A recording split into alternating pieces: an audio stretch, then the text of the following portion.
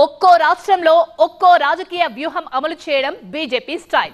ఏపీలోనూ ఇదే ఫార్ములాతో ముందుకెళ్తోంది కమలం party. NDA భాగస్వామ్య పార్టీలు అధికారంలో ఉన్నప్పటికీ రాజకీయంగా ఎదిగేందుకు కమలం పార్టీ కొత్త ఎత్తుగడలను వేస్తోంది. తాజాగా ఆ పార్టీ తీసుకున్న నిర్ణయం ఇదే కోవలోకి వస్తుంది అనే ప్రచారం జోరందుకుంది.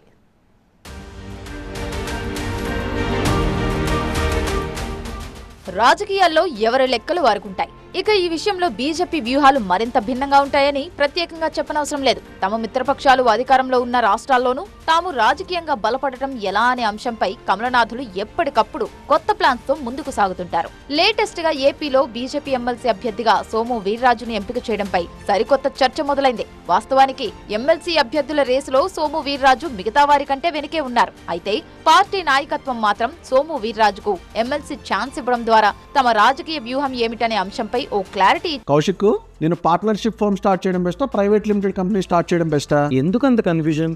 ఎక్స్పర్ట్ తో మాట్లాడు. ఎక్స్పర్టా? ఎలా? బాస్ వాలా.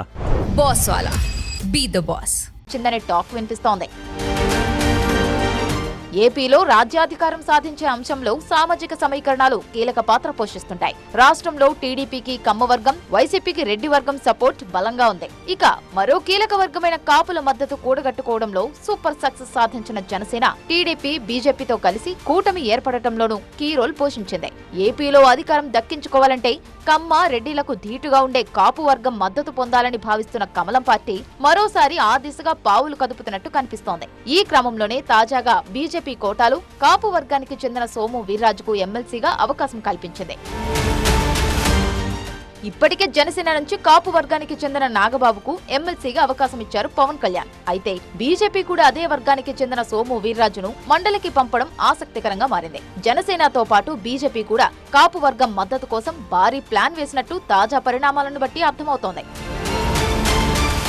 2019లో జనసేన ఓటమి పాలైన కొన్నాళ్లకే ఆ పార్టీతో పొత్తు పెట్టుకుంది బీజేపీ. తద్వారా జనసేనకు తాము అండగా